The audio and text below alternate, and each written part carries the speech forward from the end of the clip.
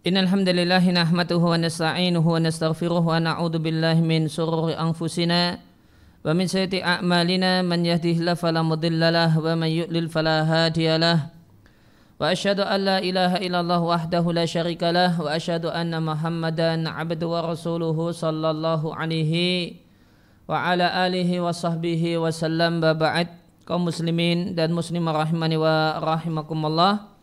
Kembali kita lanjutkan membaca dan mentelaah buku Sifatuz Zaujati Salihati karya Amr Abdul Mun'im Salim hafizahullahu wa afahu. Kita di pertemuan yang terakhir kita baca satu hadis yang diriwayatkan oleh Al-Bukhari. Saya ingin bacakan kandungan yang lebih lanjut dari hadis ini, yaitu hadis komentar Nabi kepada 3 orang yang menganggap sedikit ibadah Nabi SAW. Lantas orang yang pertama mengatakan, saya akan sholat malam sepanjang malam selamanya. Orang yang kedua mengatakan, saya akan berpuasa dahar, yaitu puasa setiap hari dan tidak pernah berbuka. Dan orang yang ketiga mengatakan, saya akan menjadi perempuan sama sekali dengan bentuk, saya tidak akan menikah abadan sama sekali. Maka Nabi SAW menyampaikan, ama wallahi, demi Allah, inilah akhsyakum lillahi wa atqakum lah. Aku adalah orang yang paling takut kepada Allah di antara kalian dan yang paling bertakwa. Ini apa beda khasyah dengan takwa? Dalam hadis ini, khasyah itu berkenaan dengan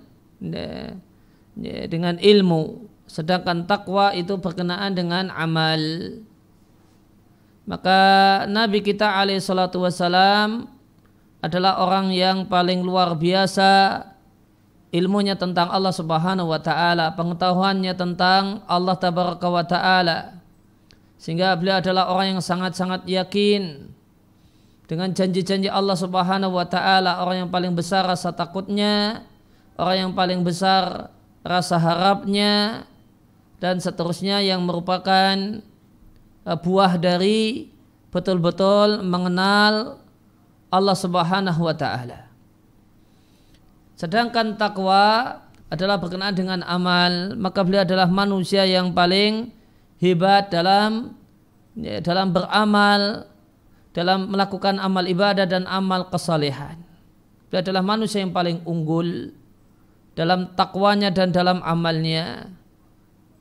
Dan kita yakini orang yang ingin lebih unggul daripada Nabi, maka dia pasti orang yang keliru, orang yang salah jalan. Maka meskipun dia adalah orang yang paling hebat, amal hatinya yang merupakan buah dari ma'rifatullah, mengenal Allah Subhanahu wa taala, dan orang yang paling unggul amal lahiriahnya dan takwanya, namun kata Nabi, terkadang aku puasa, terkadang aku tidak puasa. Di malam hari ada waktu aku sholat malam dan ada waktu tidur. Wa atazawwaju nisaa, dan aku menikahi perempuan, bahkan an-nisaa, banyak perempuan, bukan hanya satu perempuan. Faman rahiba an sunnati falaysa minni, maka siapa yang rahiba an, membenci sunnahku, maka dia bukan bagian dariku.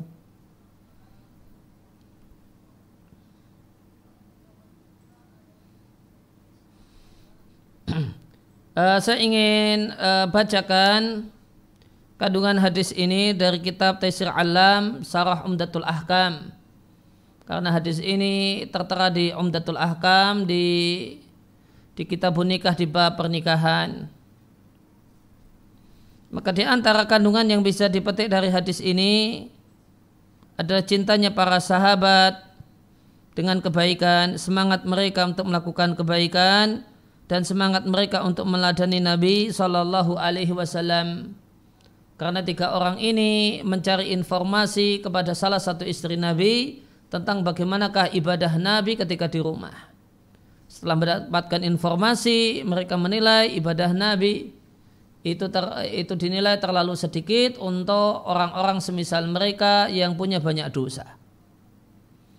Ya, maka faedah ini diambil dari mereka cari informasi tentang bagaimanakah ibadahnya Nabi. Maka hendaknya demikianlah seorang muslim semangat menggali informasi bagaimanakah Nabi, bagaimanakah ibadahnya Nabi, bagaimanakah kehidupan Nabi, dan apa yang bisa dicontoh dari kehidupan Nabi. Semestinya semangatnya seorang muslim adalah mewarisi semangat para sahabat semacam ini. Kemudian ketika Nabi melarang sikap berlebih-lebihan dengan tidak tidur kalau di malam hari dan setiap siang selalu puasa dan yang lain, maka kandungan yang kedua hadis ini menunjukkan betapa longgar, mudah dan lapangnya syariat. Ini mengambil dari perbuatan Nabi SAW dan keteladanan Nabi SAW. Maka kita lihat Nabi kadang tidur, kadang ada waktu untuk tidur, ada waktu untuk sholat. Satu hari puasa, di lain hari tidak puasa. Dan Nabi ingkari orang yang ingin menyusahkan diri dengan meninggalkan hal-hal ini. Maka ini menunjukkan kelapangan syariat dan mudahnya agama ini. Inna hadadina yusron, kata Nabi SAW. Sebenarnya agama ini penuh dengan kemudahan. Bu'ithu bihanifiyati samhah. Di hadis lain Nabi sampaikan bahwa aku diutus dengan membawa agama tauhid dan agama yang penuh dengan kelapangan dan kemudahan. Kemudian kita lihat dalam hadis ini Nabi mengingkari keras orang yang ingin menyusahkan diri dengan meninggalkan misalnya dengan kalau malam tidak pernah tidur, jika siang tidak pernah dalam kondisi berbuka, maka ini satu hal yang Nabi ingkari. Maka ini menunjukkan bahasanya kebaikan dan keberkahan itu ada dalam meneladani Nabi SAW dan mengikuti keadaan beliau. Maka khairul haji Muhammadin sallallahu alaihi wasallam. Sebaik-baik keteladanan adalah keteladanan Nabi alaihi salatu wasallam. Dan yang Nabi teladankan itu hidup dengan berkeluarga. Yang Nabi teladankan ada waktu untuk istirahat bagi badan dan ada waktu ibadah dan seterusnya. Itulah sebaik-baik keteladanan. Kemudian kandungan yang lainnya, yang keempat bahasanya menimpakan diri dengan kesulitan, mempersulit diri, menyusahkan diri, kemudian menghalangi diri untuk mendapatkan hal-hal yang enak semacam istirahat dan tidur, makan. Laisa minad-dini fi syai', itu sedikit pun bukanlah bagian dari agama. Bahkan ini adalah jalan orang yang suka dengan bid'ah dan orang yang berlebih-lebihan, yang menyelisihi sunnah Sayyidil Mursalin sallallahu alaihi wasallam. Maka sikap mau menyusahkan diri dan dinilai bahasanya menyusahkan diri itu sebuah kemuliaan dan kesucian, ini satu hal yang tidak dibenarkan oleh Nabi kita alaihi salatu wasallam. Kemudian poin selanjutnya kalau kita lihat bahasanya yang ingin ditinggalkan oleh tiga orang ini adalah satu hal yang hukum dasarnya mubah. Menikah itu mubah, maka tidak mau menikah berarti meninggalkan hal yang mubah. Tidur di malam hari itu mubah, tidak mau tidur di malam hari karena mau diisi begadangan untuk ibadah, maka ini meninggalkan hal yang mubah. Makan di siang hari itu satu hal yang mubah. Meninggalkannya berarti hukum itu adalah meninggalkan hal yang mubah. Maka boleh jadi ada orang yang beralasan bahasanya meninggalkan hal yang mubah. Apa salahnya? Itu semua kan mubah. Nah, maka di sini kita jumpai bahasanya meninggalkan yang mubah itu bisa terlarang.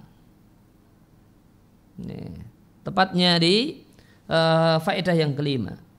Bahasanya meninggalkan kenikmatan hidup yang mubah, jika itu karena motivasi kezuhudan dan ibadah, maka ini adalah tindakan khurujun anis sunnatil mutahharah, adalah tindakan keluar dari ajaran Nabi SAW, wattiba'un li ghairi sabilil mu'minin, dan tidak mengikuti jalan orang-orang yang beriman, yaitu jalannya Nabi SAW. Maka meninggalkan hal yang mubah itu perlu hukum meninggalkan hal yang mubah itu perlu rincian. Jika seorang itu meninggalkan hal yang mubah karena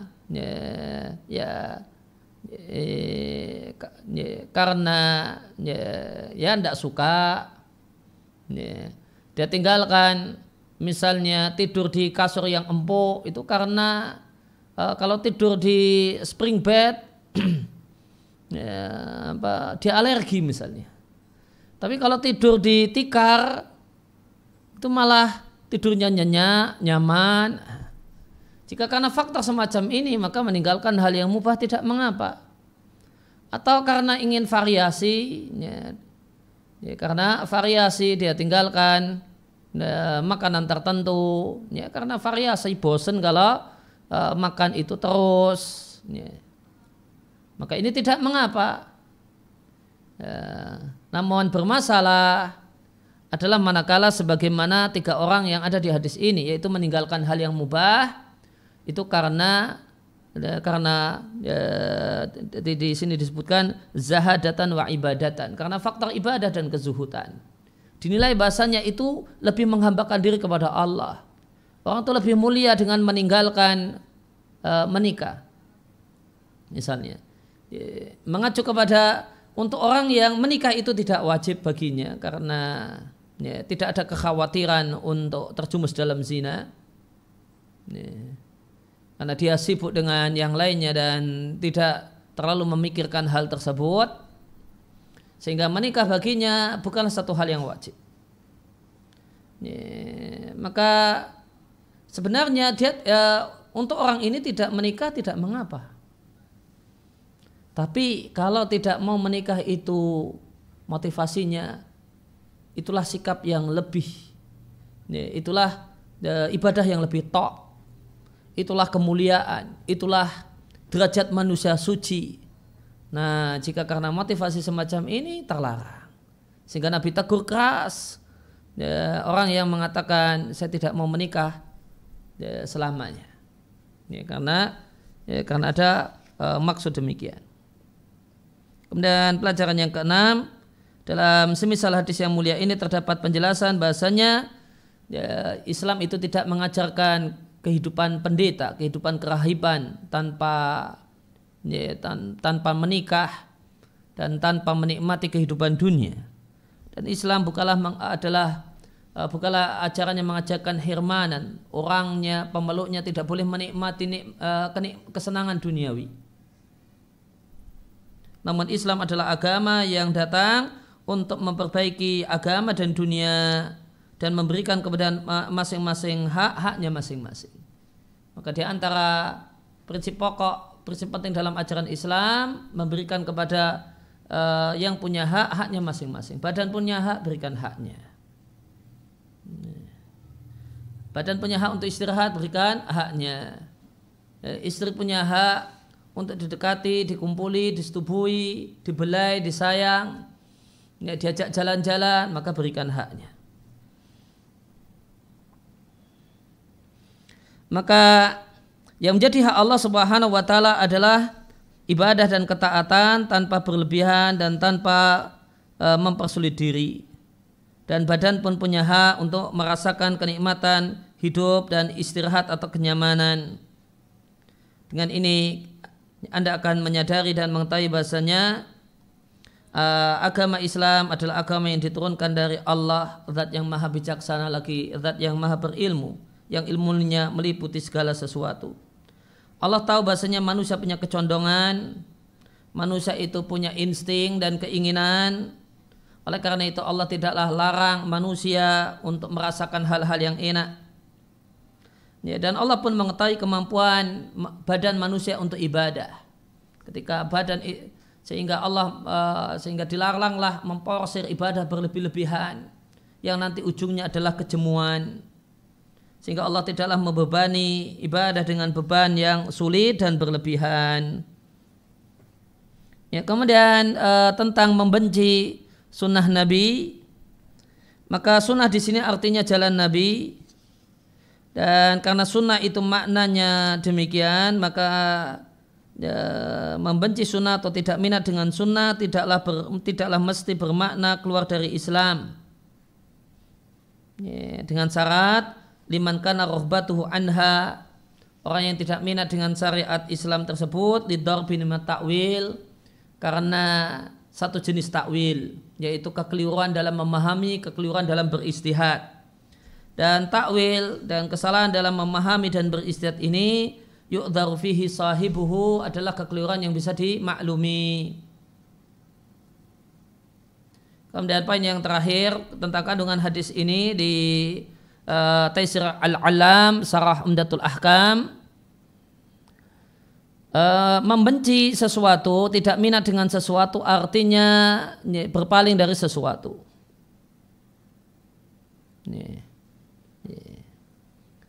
Ini makna ini bisa kita tangkap dari hadis ini. Membenci rahiba an nikah itu maknanya ya enggak menikah. Membenci kemudian jadi rahibaan itu artinya berpaling, tidak bersemangat untuk melakukannya atau meninggalkannya. Nah, jika itu adalah hal yang mubah, untuk hal yang mubah, maka berpaling dari sesuatu yang mubah itu yang terlarang adalah berpaling tertentu. Wal mamnu' ayatu kadzalika tanattu'an wa rahbaniyatan. Jika rahibaan tersebut, berpaling tersebut adalah dari hal yang mubah, tidak semuanya terlarang.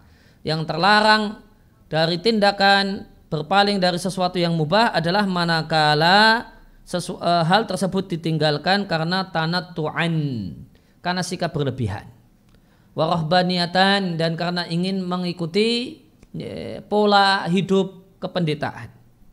Fahadha mukhalifun syar'i, maka meninggalkan hal yang mubah karena motivasi semacam ini satu hal yang menyelisih syariat. Wa idza kana tarkuhu min babi tawarru'i, non kalau itu orang itu meninggalkan hal yang mubah karena hati-hati, liqiyami subhatin fi hillihi, karena terdapat subhat tentang kehalalannya, dia tidak mau makan makanan tertentu, nggak mau makan bakso misalnya di satu tempat karena karena menurut dia subhat kehalalannya, maka tidak kita cela orang yang nggak pernah mau makan bakso karena punya alasan subhat kehalalannya. Ya, maka jika meninggalkan hal yang mubah karena wara dengan alasan adanya subhat tentang kehalalannya, wa nahwi dzalika minal maqasidil mahmudah, demikian juga tujuan-tujuan yang terpuji yang lainnya, lam yakun mamnu'an, maka meninggalkan hal yang mubah tersebut bukanlah satu hal yang terlarang. Ya, maka meninggalkan hal yang mubah itu ada yang tadayunan, itu macam-macam bentuknya. Ada yang tadayunan karena motivasi agama, kesalehan dan ketakwaan. Ini yang tercela. Dan inilah yang dimaksudkan oleh hadis. Namun jika karena maksud yang benar, karena wara, karena sikap hati-hati, ya, maka ini satu alasan yang terpuji. Atau karena ada udzur kesehatan, hal yang mubah tersebut bikin alergi, atau karena tidak punya duit sehingga tidak pernah menikmati hal yang mubah, tidak pernah pakai pakaian yang mahal banget. Kenapa? Tidak punya duit untuk itu. Daripada beli pakaian yang mahal banget, lebih baik dipakai untuk beli beras, beli sayur. Maka meninggalkan hal yang mubah karena hal semacam ini tidak tercela dan tidak terlarang. Ya, kemudian penjelasan tambahan yang ingin kami sampaikan masih di halaman 8, berkenaan dengan surat An-Nur ayat yang ke-19. Maka Allah Subhanahu wa taala berfirman, innal ladzina yuhibbuna an tasyi'al fahishatu fil ladzina amanu. Sesungguhnya orang-orang yang menginginkan tersebarnya perbuatan keji di tengah-tengah orang-orang yang beriman, lahum adabun alimun fid dunya wal akhirah, maka untuknya siksaan yang pedih di dunia dan di akhirat. Wallahu ya'lamu wa antum la ta'lamun. Ya, Allah tahu dan kalian sedangkan kalian tidak mengetahuinya. Ya, maka yang pertama saya ingin bacakan tafsir ayat ini dari Al-Mukhtasar fi Tafsir.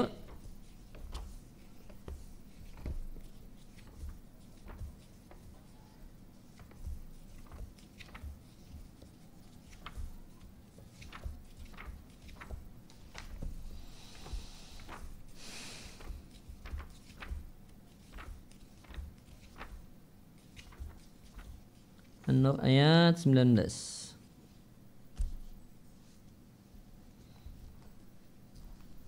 Di Al-Mukhtasar fi Tafsir disampaikan makna ayat ini sebenarnya orang-orang yang menginginkan tersebarnya kemungkaran. Di antaranya adalah tuduhan zina di tengah-tengah masyarakat, di tengah-tengah orang-orang yang beriman. Ya, maka bagi mereka siksaan yang menyakitkan di dunia dengan ditegakkan hukuman had, tuduhan zina untuk mereka, dan bagi mereka di akhirat siksaan neraka. Allah mengetahui kebohongan mereka dan Allah mengetahui ma ya'uli amru ibadihi, ujung dari keadaan para hambanya, dan Allah tahu mana yang maslahat bagi mereka sedangkan kalian tidak mengetahui itu semua. Maka antasyi al-fahisyatu dimaknai dengan tersebarnya kemungkaran di tengah-tengah orang yang beriman, di tengah-tengah masyarakat yang beriman.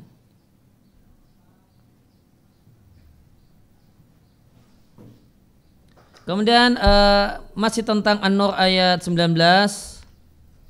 saya ingin bacakan penjelasan saya Ibnu Utsaimin di syarah beliau untuk Riyadhus Shalihin di jilid yang ketiga, di bab yang ke-28 dari Riyadhus Shalihin, bab menutupi aurat kaum muslimin dan larangan menyebarluaskan aurat atau aib kaum muslimin li ghairi daruratin, jika bukan karena kebutuhan yang mendesak.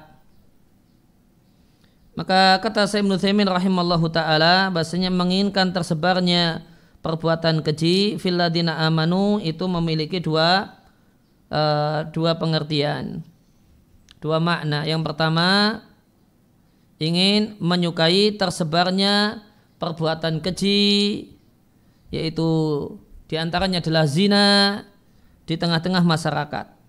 Maka ini mirip dengan Al-Mukhtasar fi Tafsir, tersebarnya kemungkaran di tengah-tengah masyarakat. Ya.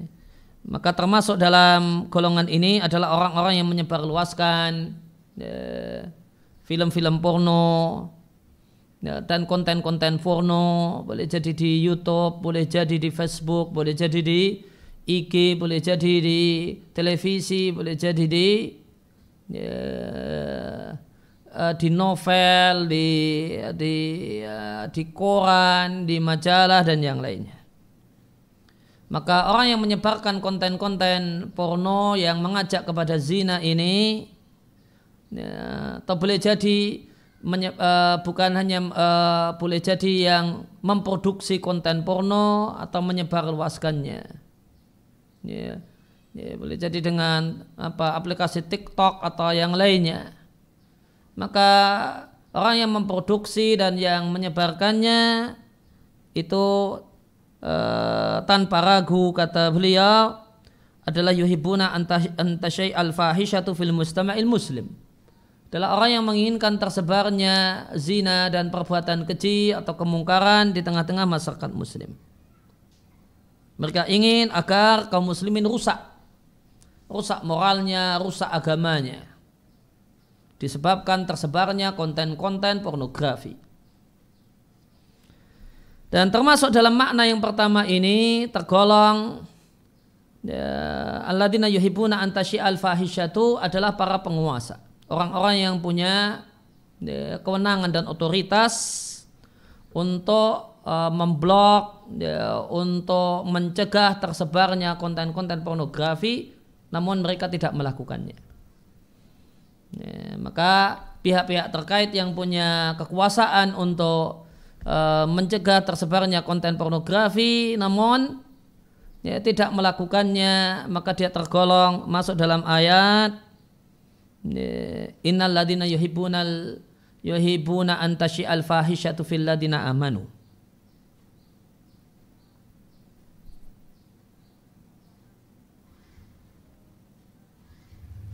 Kemudian makna yang kedua,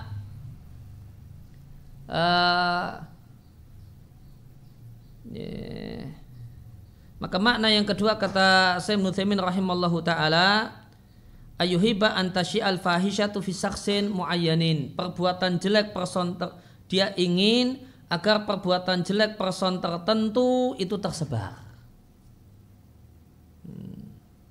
Maka filadina amanu itu tidak dimaknai dengan masyarakat. Maka namun filadina amanu diartikan sebagai fi ba'dil ladina amanu. Pada sebagian dari anggota masyarakat orang-orang yang beriman. Maka orang yang menginginkan tersebarnya perbuatan yang keji, yang aib dan perbuatan buruk yang ada pada person tertentu. Ya, walaysa fil mustama'il islami kullihi, bukan pada masyarakat Islam seluruhnya, namun person tertentu. Fahadha aidan lahu adabun alimun fid dunya wal akhirah. Ya, maka untuknya siksaan pedih di dunia dan di akhirat. Semisal orang yang ingin agar perbuatan jelek Zaid, perbuatan jelek A itu tersebar. Lisababin ma, karena satu hal. Fahadha aidan, maka orang ini adalah juga lahu adzabun alimun fid dunya wal akhirah. Untuknya siksaan pedih di dunia dan di akhirat, terutama orang yang menjadi sebab turunnya ayat ini. Yang ayat ini turun dalam rangka membelanya, yaitu Ummul Mukminin Ibunda Aisyah radhiyallahu taala anha. Maka orang yang menginginkan tersebarnya berita kalau Ibunda Aisyah itu berzina, maka ini maka termasuk dalam ayat. Demikian juga Ibunda Aisyah ini bisa digantikan dengan si A, si B, si C, si D dan seterusnya. Ini termasuk dalam ayat. Itu tambahan keterangan yang ingin saya sampaikan. Kemudian kita lanjutkan membaca buku sifat Az-Zawjah As-Salihah. Selanjutnya disampaikan oleh penulis hafizallahu wa wafaqahu, walakin thamata mas'alatun muhimmatun huna. Namun ada poin yang penting di sini yang ingin disampaikan, yaitu diperbolehkan bagi orang yang tidak punya nafsu, tidak punya syahwat terhadap perempuan, atau dia memiliki alasan syar'i yang menghalanginya untuk menikah, boleh baginya tidak menikah, sebagaimana terdapat dalam salah satu riwayat hadis Ibnu Mas'ud radhiyallahu anhu yang telah lewat, bahasanya Khalifah Utsman ibn Affan radhiyallahu anhu berkata kepada Abdullah bin Mas'ud, menawari beliau untuk menikah lagi dan akan dicarikan gadis oleh Utsman ibn Affan. Halaka ya Aba Abdurrahman fi anuzawwijaka bikran. Wahai Abu Abdurrahman, wahai Ibnu Mas'ud, maukah engkau kunikahkan, yaitu kucarikan istri bikron, gadis yang istri tersebut tazkuruka ma kunta ta'hadu, akan mengingatkanmu dengan ma kunta ta'hadu, sesuatu yang telah engkau ketahui tentang indahnya pernikahan, jadi indahnya jadi pengantin baru dan seterusnya. Falamma ra'a Abdullah, maka tatkala Abdullah bin Mas'ud berpandangan anna laisa lahu hajah, dia tidaklah memiliki kebutuhan untuk menikah, maka beliau asyara ila Alqamah, maka beliau berisyarat kepada Alqamah, kalau mau dinikahkan, dicarikan jodoh ini Alqamah saja. Fadzakal hadis dan seterusnya hadis. Fahada, maka hadis ini secara lahiriah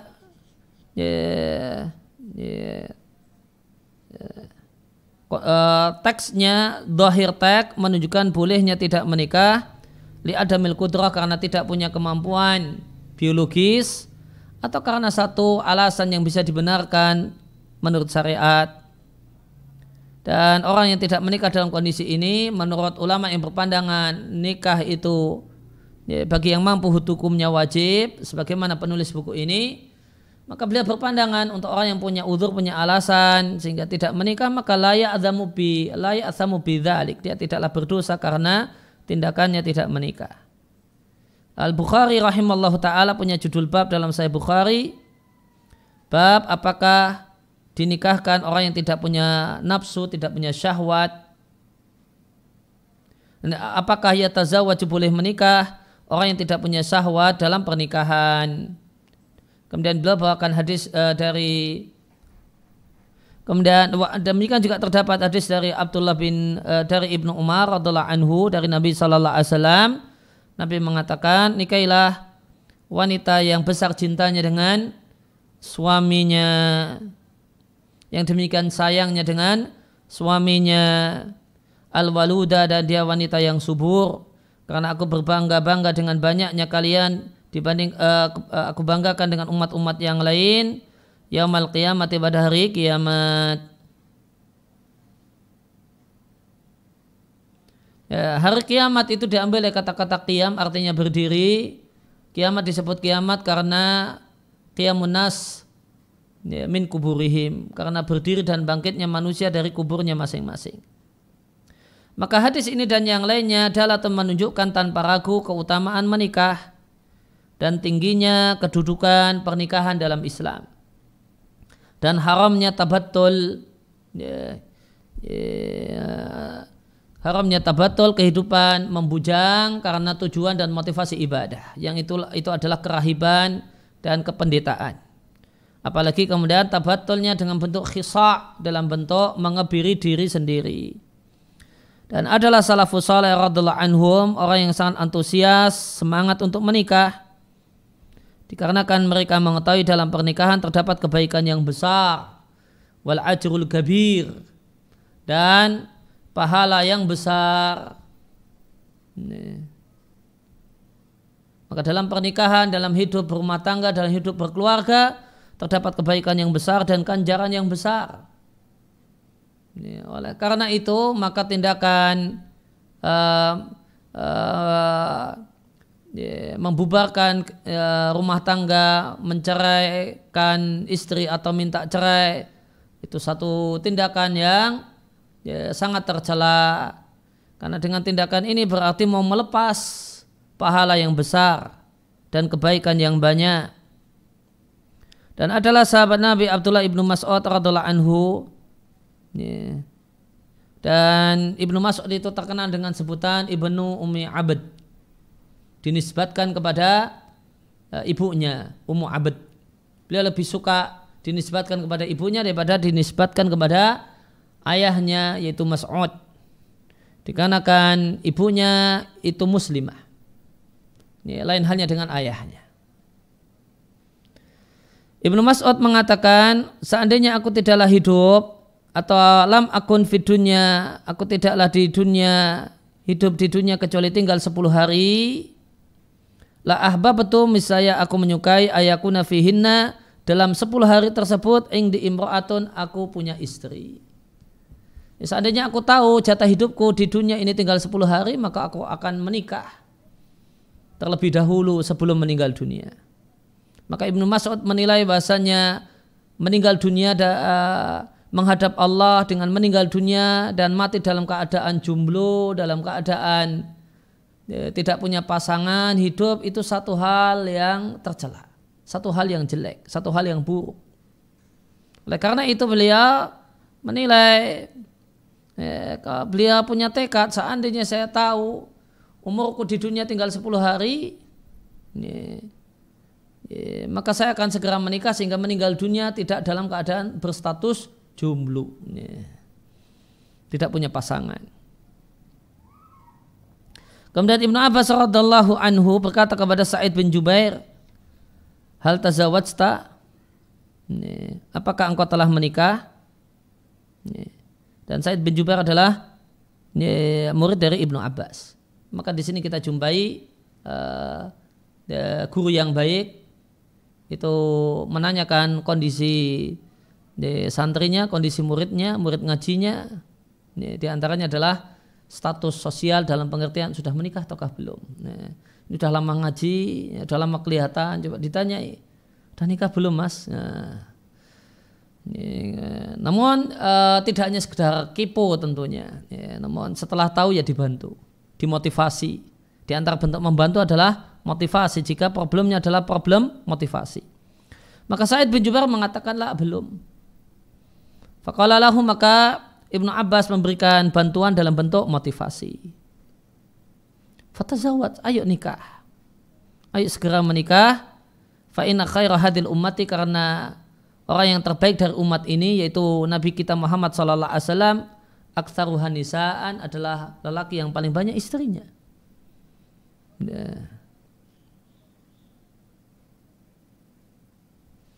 Wa kana Ibnu Abbas, dan adalah Ibnu Abbas radhiyallahu anhu berkata kepada budak laki-lakinya,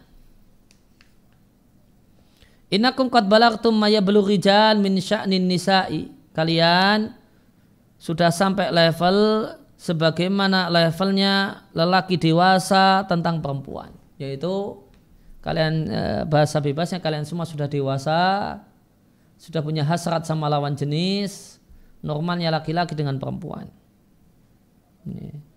Maka beliau sebagai pemilik budak mengatakan, faman ahaba minkum an uzawijahu zawajtuhu. Maka siapa di antara kalian yang ingin menikah, maka akan kucarikan jodoh dan akan aku nikahkan. Jika demikian perhatian terhadap budak, dan budak ini orang lain, maka apalagi anak sendiri. Maka semestinya ayah yang baik, bapak yang baik itu perhatian dengan masalah ini, tidak cuek masa bodoh dengan anaknya mau nikah atau enggak, ya masa bodoh. Perhatikan Ibnu Abbas. Demikian sikap beliau kepada budak. Maka mimbabil aula, maka lebih-lebih lagi sikap terhadap anak. Kalau memang sudah pengen nikah gitu harusnya. Semestinya ya prinsip orang tua, kalau sudah pengen nikah, bapak carikan. Bukan malah anak itu kemudian harus nego-nego pada orang tua supaya bisa segera mendapatkan SIM, surat izin menikah. Maka semestinya dari atas yang ke bawah itu telah membuka keran lebar-lebar. Kalau memang sudah ingin menikah, sudah merasa ingin segera menikah, kebelet nikah, ngomong nanti carikan jodoh dan pasangan gitu. Semestinya orang tua demikian. Dan besok kalau jadi orang tua jangan lupa untuk bersikap demikian. Maka Ibnu Abbas mengatakan, faman ahabba minkum an uzawijahu, siapa yang ingin untuk menikah, ngomong, sampaikan, zawajtuhu, akan aku nikahkan, akan aku carikan pasangan. Karena kalau laki-laki itu sudah normal dewasa, kalau tidak segera menikah, maka bahayanya adalah zina. Kemudian beliau mengatakan, lam yazni rajulun qat, tidaklah seorang itu berzina kecuali Allah cabut dari dirinya, Allah cabut dari dirinya cahaya Islam. Allah kembalikan cahaya tersebut jika Allah kehendaki, atau Allah halangi. Yamna'uhu iyahu insya'a ayamna'ahu, atau Allah halangi, tidak lagi Allah kembalikan cahaya Islam tersebut jika Allah ingin menghalanginya. Maka Allah akan hilangkan kepadanya ketakwaan, Allah akan hilangkan cahaya iman dari orang tersebut kecuali jika Allah menghendakinya untuk mengembalikannya. Athar ini sahih.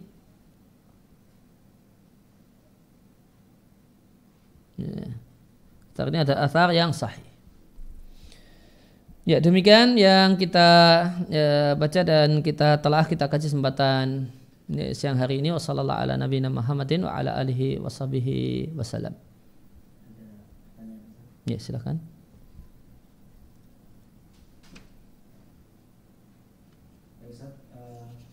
Bismillah, Assalamualaikum Ustaz. Waalaikumsalam warahmatullahi. Saya ingin bertanya, apakah keutamaan menikah bagi wanita muslimah di bulan Syawal? Terima kasih Ustaz.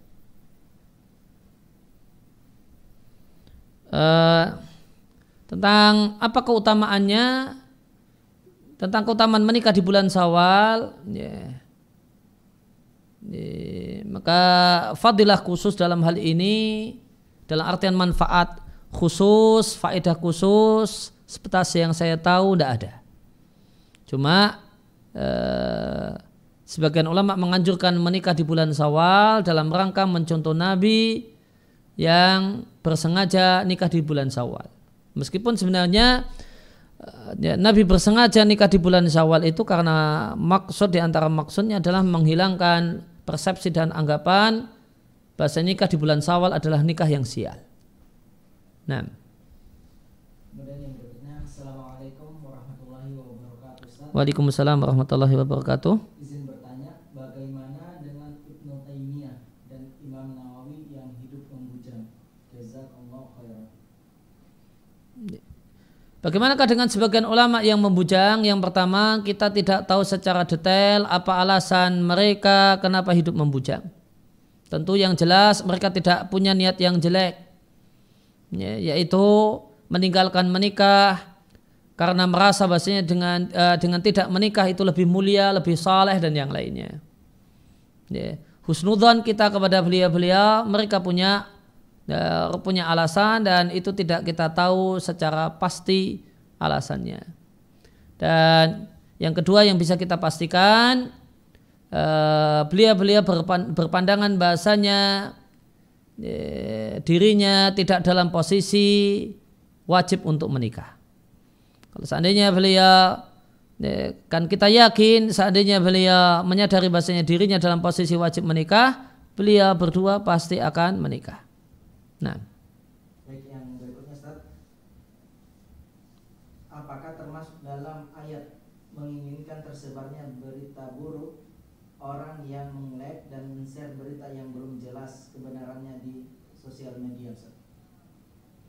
Apakah termasuk dalam surat An-Nur ayat 19 orang yang men-share berita-berita tentang kejelekan? Iya. Berita tentang pembunuhan, pemerkosaan, dan yang lainnya.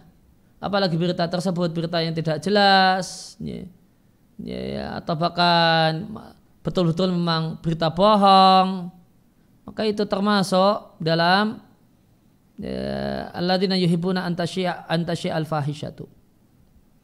Ini jika sebagaimana orang yang menginginkan tersebarnya berita bohong. Karena ayat ini, ingat ayat ini An-Nur 19 itu berkenaan dengan Ibunda Aisyah dan tuduhan bohong, tuduhan dusta tentang Ibunda Aisyah. Sehingga orang yang menginginkan tersebarnya berita bohong tentang Ibunda Aisyah atau yang lainnya dan dia adalah seorang muslim atau muslimah, maka termasuk dalam ayat. Maka berita hoax, berita yang tidak benar, bahasanya si A itu melakukan demikian atau si B melakukan demikian dan ini disebarluaskan, konten semacam ini disebarluaskan, maka ini masuk dalam ayat. Sebagaimana ayat ini berkenaan dengan berita bohong berkaitan dengan Ibunda Aisyah. Nah, baik, berikutnya pertanyaan yang terulang lagi Ustaz, ini tentang menunggu. Baik, Assalamualaikum warahmatullahi wabarakatuh. Waalaikumsalam warahmatullahi wabarakatuh. Izin bertanya, apa boleh kita menunggu seorang ikhwan yang kita suka akhlak dan agamanya, meskipun ada ikhwan yang baik akhlak dan agamanya juga, tapi ana tidak suka dengan ikhwan tersebut, lebih condong ke ikhwan pertama. Apa boleh saya menunggu meskipun tidak ada kepastian dari ikhwan tersebut? Jazakumullah khairan. Ada pertanyaan tentang bolehkah seorang muslimah menunggu laki-laki yang dia lebih cocoki dengan alasan baik agamanya, baik akhlaknya, dalam keadaan laki-laki ini tidak bisa memberikan kepastian kapan menikahinya. Padahal ada laki-laki yang juga baik agamanya, baik akhlaknya yang bisa memberikan kepastian. Maka jawabannya sabda Nabi SAW, dak ma yaribuka ila ma la yaribuk. Tinggalkan yang ragu, yang tidak bisa memberikan kepastian, dan ambil dan pilih yang tidak meragukan, yang bisa memberikan kepastian. Maka hal yang ragu, nanti ragu-ragu, meragukan apakah ini nanti bisa jadi suaminya ataukah tidak, tinggalkan. Ambil yang bisa memberikan kepastian untuk segera menikahinya. Nah, baik, yang berikutnya Ustaz, yang terakhir masuk ini. Bismillah, assalamualaikum Ustaz. Waalaikumsalam warahmatullahi. Ana mau izin bertanya, apakah diperbolehkan seorang laki-laki menyukai perempuan lalu dia mengkhitbahnya tetapi menikahnya 3 tahun atau beberapa tahun ke depan? Pertanyaan tentang seorang laki-laki yang menyukai seorang perempuan dan melamarnya, kemudian disampaikan bahasanya akad nikah baru 3 tahun lagi atau lebih dari itu. Jawabannya tidak boleh demikian. Ini zalim. Ini sebuah kezaliman, diminta untuk menunggu. Yang pertama ini kezaliman, karena menunggu dalam waktu yang lama 3 tahun. Kemudian yang kedua, ini kemudian jalan yang berbahaya, karena waktu yang lama ini akan menyebabkan zina hati, tidak kemudian tertahankan untuk komunikasi yang tidak perlu dan yang lainnya. Yang ini merupakan sumber-sumber dosa dan kemaksiatan. Semoga Allah Subhanahu wa taala senantiasa menjaga kita semua darinya. Sehingga kami katakan ini perbuatan yang tidak benar karena minimal 2 alasan di atas. Jika masih belum punya tekad kuat untuk segera menikah, maka tunda khitbah. Kembali ke titik nol, jangan jatuh cinta kepada dia, kemudian jangan punya perasaan apapun. Nanti kalau sudah memang tiba waktunya mau segera menikah, baru melakukan langkah-langkah real. Jangan memberikan harapan palsu dan kepada seorang wanita yang mereka adalah bagaikan gelas-gelas kaca. Saya dikasih harapan mau dinikahi, namun masih 3 tahun lagi. Yang nanti boleh jadi karena kita tidak tahu masa depan, ternyata setelah 3 tahun atau setelah 2 tahun atau ini, ternyata laki-laki ini akan melihat dan menjumpai ada perempuan yang dinilai lebih baik. Akhirnya yang 3 tahun menunggu ini akhirnya terlantar. Akhirnya dia malah menikah dengan perempuan yang lainnya. Maka ini kasihan. La yu'minu ahadukum hatta yuhibba li akhihi ma yuhibbu li nafsihi. Kalian tidak akan jadi orang yang betul-betul beriman sampai menginginkan untuk orang lain apa yang dia inginkan untuk dirinya sendiri. Maka anggaplah seandainya Anda adalah seorang ayah dan punya anak perempuan, kemudian dijanjikan nikah sampai 3 tahun lagi, nikah setelah 3 tahun lagi. Gimana perasaannya? Gembira, bahagia dengan hal tersebut? Kalau ya tidak gembira, tidak bahagia, maka jika demikian jangan perlakukan anak perempuan orang lain dengan sikap demikian.